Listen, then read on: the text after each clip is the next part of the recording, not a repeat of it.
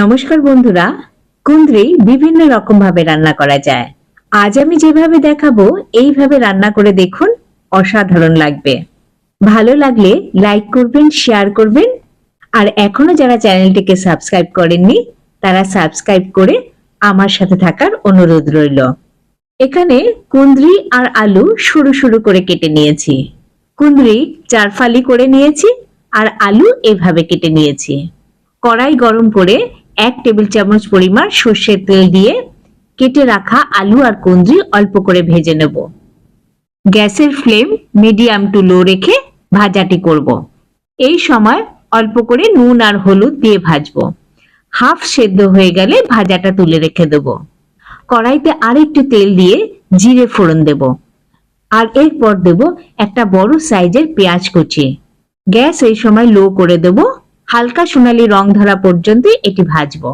একটু রং ধরে এলে এর মধ্যে দেব আদা, রসুন এবং একটু শুকনো লঙ্কা একসাথে বেটে রেখেছিলাম, সেটি দিয়ে দেব। এটিও মোটামুটি 1-2 মিনিট মতন ভেজে নেব। এরপর এর মধ্যে দিয়ে দেব কেটে রাখা টমেটো। একটু নাড়াচাড়া করে এর মধ্যে অল্প নুন দিয়ে ঢাকা দিয়ে দেব, যাতে টমেটোটি ভালোভাবে সেদ্ধ হয়ে যায়। একবার ঢাকা খুলে দেখি, না, আরেকটু সেদ্ধ হলে ভালো হয়।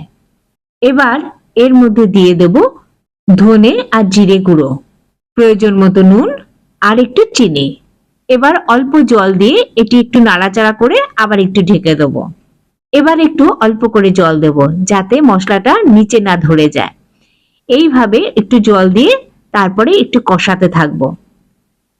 প্রয়োজনে একটু ঢাকা দিয়ে দেব, যাতে টমেটোটি ভালোভাবে নরম হয়ে যায়।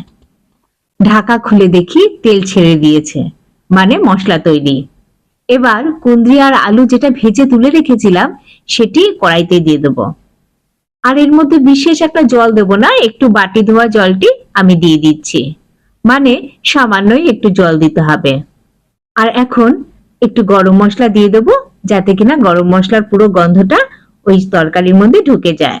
এবার 5 থেকে 7 মিনিট আপনি ঢাকা দিয়ে রেখে দিন, একদম লো ফ্লেমে। তাতেই আলু আর কুঁদরি ভালোভাবে সেদ্ধ হয়ে যাবে। ঢাকা খুলে একবার দেখে নিতে হবে যে কুঁদরি আর আলু সঠিকভাবে সেদ্ধ হয়েছে কিনা। হ্যাঁ, এখানে সেদ্ধ হয়ে গেছে। চাইলে একটা দুটো আলু এখানে ভেঙে দিতে পারি, যাতে কিনা তরকারিটা বেশ মাখো মাখো হয়।